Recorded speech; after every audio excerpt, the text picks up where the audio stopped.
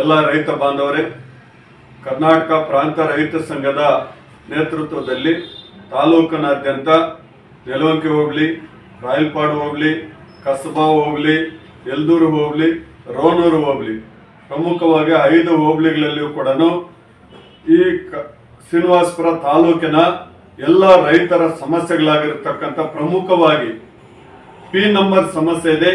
ಆ ಪಿ ನಂಬರ್ನ ಒಟ್ಟುಗೂಡಿಸಿದ್ದಾರೆ. ಈಗ ಅದನ್ನ ಮತ್ತೆ ಈಗ ದುರಸ್ತಿ ಮಾಡಿ ಹೊಸ ನಂಬರ್ ಕೊಡಬೇಕೆಂದು ಒತ್ತಾಯಿಸಿ, ಅದೇ ರೀತಿ ಮನೆ ನಿವೇಶನ ರಹಿತರಿಗೆ ನಿವೇಶನ ಹಂಚಿಕೆಗಾಗಿ ಒತ್ತಾಯಿಸಿ, ಬಗರುಕುಂ ಸಾಗುವಳಿದಾರರು ಏನಿದ್ದಾರೆ ಇವತ್ತು ಶ್ರೀನಿವಾಸಪುರ ತಾಲೂಕಿನಲ್ಲಿ form number 50, form number 53, form number 57 ಈ ತರದ ಬೇರೆ ಬೇರೆ ಸಂದರ್ಭದಲ್ಲಿ ಅರ್ಜಿಗಳನ್ನು ಹಾಕಿದ್ದಾರೆ.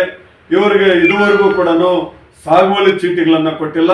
ಹಾಗಾಗಿ ಸಾಗುವಳಿ ಚೀಟಿಗಳನ್ನ ಕೊಡಬೇಕೆಂದು ಒತ್ತಾಯಿಸಿ, ವಿಶೇಷವಾಗಿ ಶ್ರೀನಿವಾಸಪುರ ತಾಲೂಕಿನಲ್ಲಿ ಅರಣ್ಯ ಇಲಾಖೆಯ ಅಧಿಕಾರಿಗಳು ನಿರಂತರವಾಗಿ ರೈತರ ಮೇಲೆ ದಾಳಿ ಮಾಡಿ, ರೈತರ ಮಾವಿನ ಮರಗಳನ್ನ ಧ್ವಂಸ ಮಾಡಿ, ರೈತರು ಬೆಳೆದಿರ್ತಕ್ಕಂಥ ಎಲ್ಲ ತರಕಾರಿ, ಹಣ್ಣು ಹಂಪಲುಗಳನ್ನ ನಾಶ ಮಾಡಿ ಇವತ್ತು ರೈತರ ಮೇಲೆ ದೌರ್ಜನ್ಯ ಮಾಡ್ತಾ ಇದ್ದಾರೆ.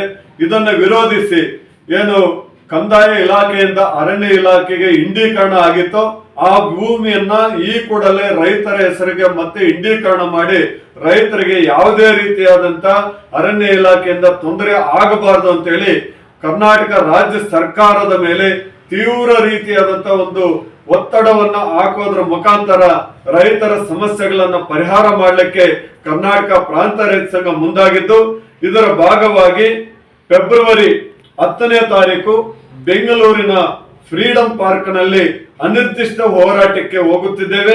ಈ ಹೋರಾಟದಲ್ಲಿ ತಾಲೂಕಿನ ಎಲ್ಲ ರೈತರು ಕೂಡ ಭಾಗವಹಿಸಿ ಆ ರೈತರ ಭೂಮಿಯನ್ನ ಉಳಿಸಿಕೊಳ್ಳಲಿಕ್ಕೆ ತಾವು ಮುಂದಾಗಬೇಕು ಅಂತ ಹೇಳಿ ತಮ್ಮಲ್ಲಿ ಒತ್ತಾಯ ಮಾಡ್ತಾ, ಈಗೇನು ಇದೇ ಜನವರಿ 26ನೇ ತಾರೀಕು ಬೆಳಗ್ಗೆ 11 ಗಂಟೆಗೆ ಅಂದ್ರೆ ಭಾನುವಾರ 26ನೇ ತಾರೀಕು ಭಾನುವಾರ ಬೆಳಗ್ಗೆ 11 ಗಂಟೆಗೆ ನೆಲವಂಕಿ ಹೋಬಳಿ ಮಟ್ಟದ ರೈತರ ಸಮಾವೇಶವನ್ನ ಲಕ್ಷ್ಮೀಪುರ ಗ್ರಾಮದ ಆಂಜನೇಯ ಸ್ವಾಮಿ ದೇವಸ್ಥಾನದ ಮುಂಭಾಗದಲ್ಲಿ ನಡೆಯುತ್ತೆ. ಆ ಸಮಾವೇಶದಲ್ಲಿ ಹೋಬಳಿಯ ಎಲ್ಲಾ ರೈತರು ಭಾಗವಹಿಸಬೇಕು. ಅದೇ ರೀತಿ ರಾಯಲಪಾಡು ಹೋಬಳಿಯ ರೈತರ ಸಮಾವೇಶವನ್ನ ಇದೇ ಜನವರಿ 27ನೇ ತಾರೀಕು ಸೋಮವಾರ ಬೆಳಗ್ಗೆ 11 ಗಂಟೆಗೆ ರಾಯಲಪಾಡು ಕೆನರಾ ಬ್ಯಾಂಕ್ ಮುಂಭಾಗ ಗ್ರಾಮ ಪಂಚಾಯತಿ ಕಚೇರಿ ಪಕ್ಕದಲ್ಲಿ ಈ ಒಂದು ರೈತರ ಸಮಾವೇಶ ಇದೆ. ಈ ಸಮಾವೇಶದಲ್ಲಿ ರಾಯಲಪಾಡು ಹೋಬಳಿಯ ಎಲ್ಲಾ ರೈತರು ಕೂಡ ಭಾಗವಹಿಸಿ ಯಶಸ್ವಿ ಮಾಡಬೇಕಂತ ಹೇಳಿ ಕರ್ನಾಟಕ ಪ್ರಾಂತ ರೈತ ಸಂಘ ತಮ್ಮಲ್ಲಿ ಮನವಿ ಮಾಡುತ್ತದೆ ಬಂಧುಗಳೇ.